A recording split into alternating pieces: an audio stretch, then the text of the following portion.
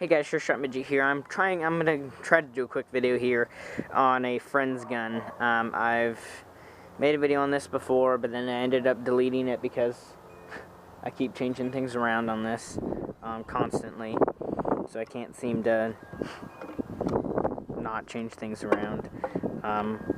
Mainly because there's been issues with it, but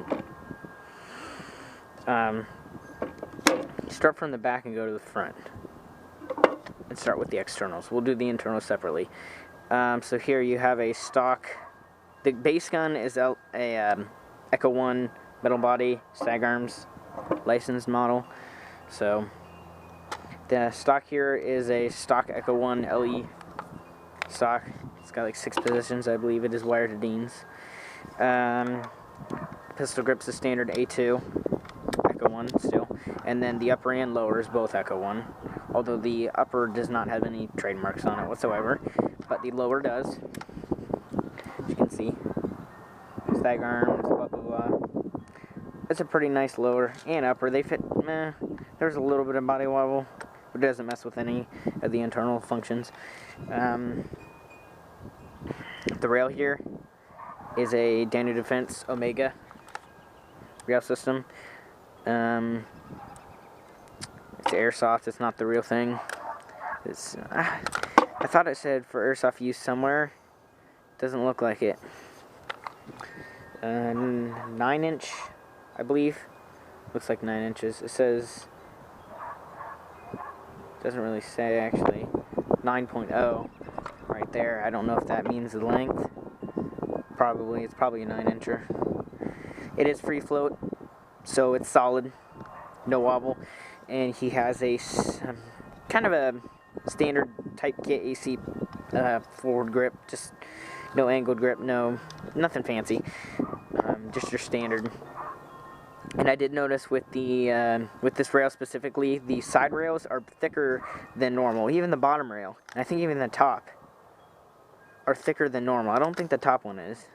I think the top one's the same size, but these are the bottom and side rails are thicker, so these Magpul rail covers cannot shut all the way, so they can come off very easily, which can be bothersome. You can lose them while you're actually playing, which would suck.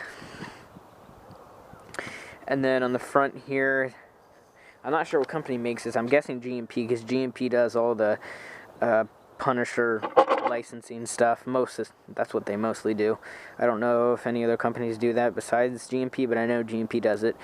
Navy SEAL, flash hider, or a silencer. And actually, it's an amplifier.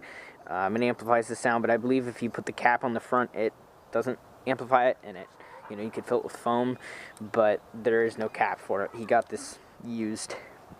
He does have a flash hider as well, and a barrel extension, but the inner barrel, I'll go ahead and show you that. The inner barrel pretty much stops where the threads are, so there's no reason to put a barrel extension on it.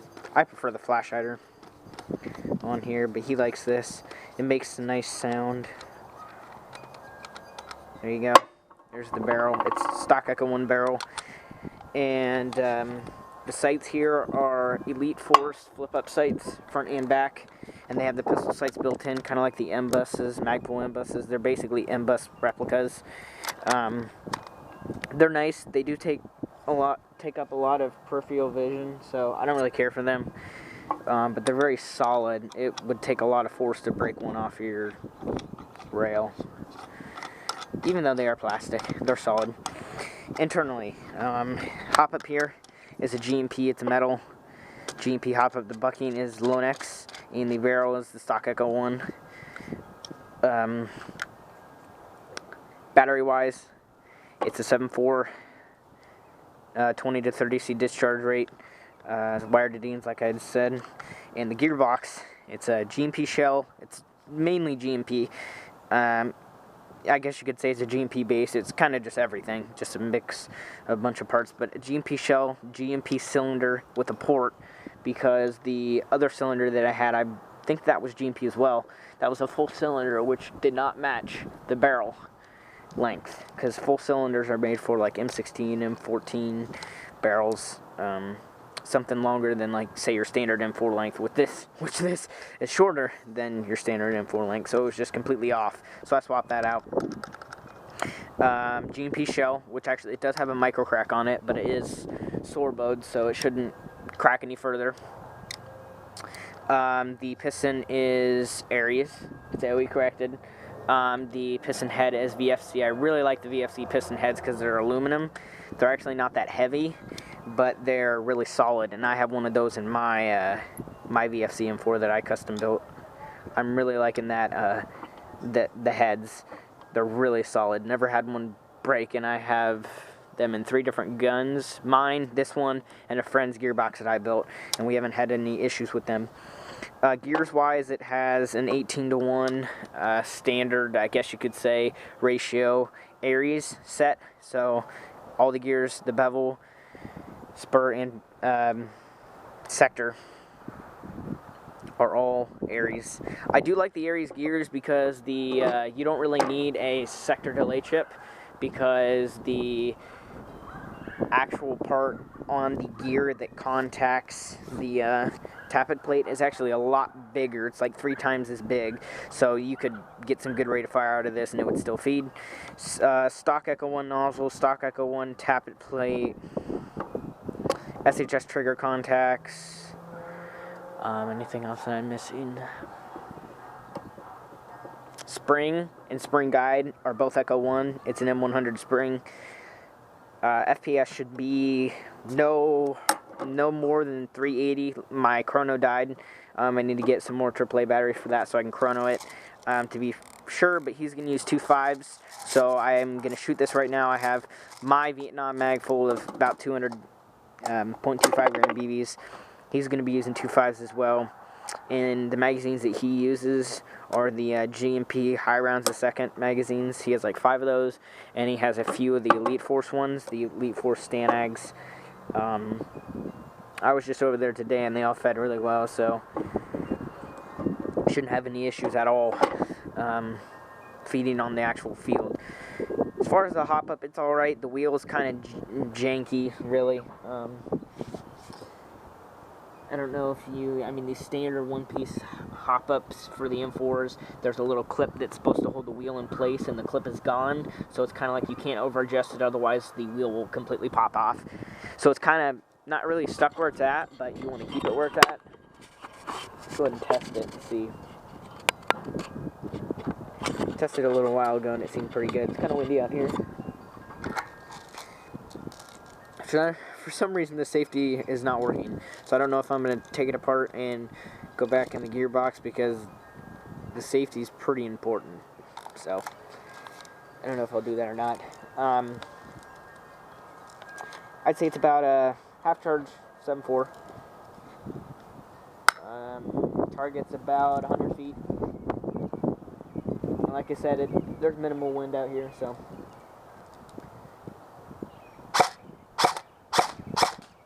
Also, I forgot the motor in here is an Echo 1 stock motor, but it actually has some good torque to it.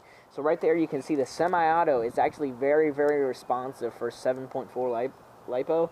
Like, this is getting maybe a little bit more power than a 9.6, maybe the same, but it's very responsive. I mean, I can pull the trigger and let go right away, and it'll complete the cycle. So I really like that. I'm a big fan of trigger response. I mean, I built my gun for trigger response, and it is a stock motor. Do keep that in mind. This motor has been through a lot of ammo, and it works really, really well.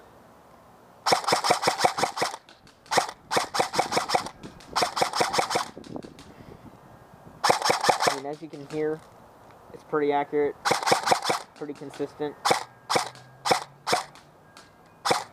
I mean, I'd say it's hitting the target like a half a foot high from like right where I'm aiming, which that'll tell you you'll get more range out of it, because this is only 100 feet.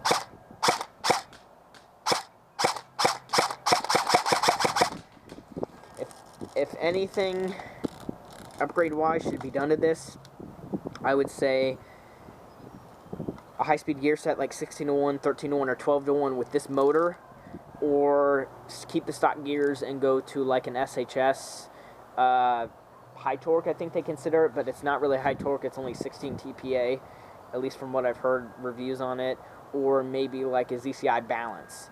But I don't know, if you would put 12-to-1 gears, I have 12-to-1s, I might sell them to them, put them in here. But if you would put 12-to-1s in here and use this motor with this battery, you could probably hit 35 rounds a second. 30, 35. Maybe 30 because it is a 7.4, but 30 is pretty fast.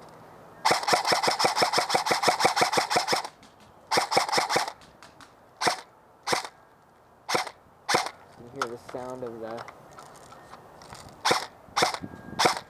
I don't know if you guys can hear that. He calls it the woodpecker because of the sound that it makes. Let's take it off completely so you can hear it without it. It sounds good. Like the gearbox, it's shimmed really well. It has Dream Army bearings, brand new. I bought those and threw them in here. And then I sold them the gearbox.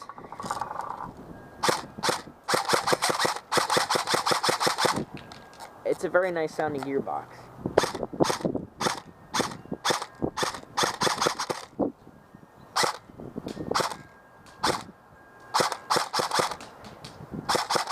You can hear him hit the target. It's almost a guarantee shot from this range, at least. We're going to give, this is going to go through some more testing. He's going to field it. Hasn't fielded it yet with this gearbox. He fielded it twice with the stock Echo 1 gearbox. And at the end of the day, the last time he went and played, what was it? The gearbox shell cracked on the back part, the little part that the trigger trolley gets stopped by, so that whenever you would use semi, the trigger wouldn't reset, and you'd have to take the gearbox apart and reset it. So I ended up just selling him a whole, building this gearbox and selling it to him for only $60. And he has some Echo 1 spare parts, like he has a spare piston, spare 18-to-1 gear set, spare tappet plate. He has a few other spare parts as well. Let's try full auto.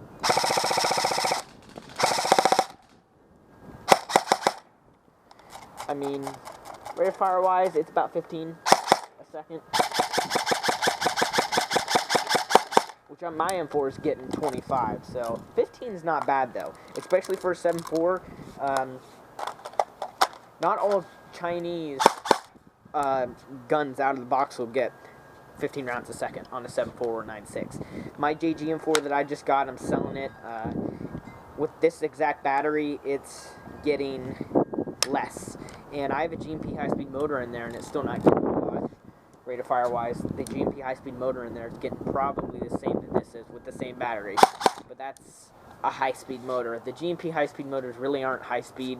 It's just kind of like a not a torque motor. It's like the opposite of a torque motor. So it does spin up and spin fast, but you've got to have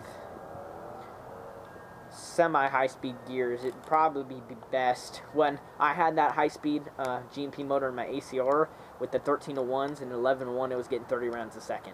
So if you would put 13-to-1s in a gun and an M100, M110 spring, you could get 30 RPS with an 11-to-1. So it's kind of a good battery. Broken motor. Anyways, if you have any questions about this, just ask. Charging handle was broken. I repaired that by stretching the spring, or kind of cutting some coils and bending the spring and attaching it, I guess you could say. FPS-wise, it's probably about 300 with these 2.5s. There's no reason why it should be less. The compression is pretty good.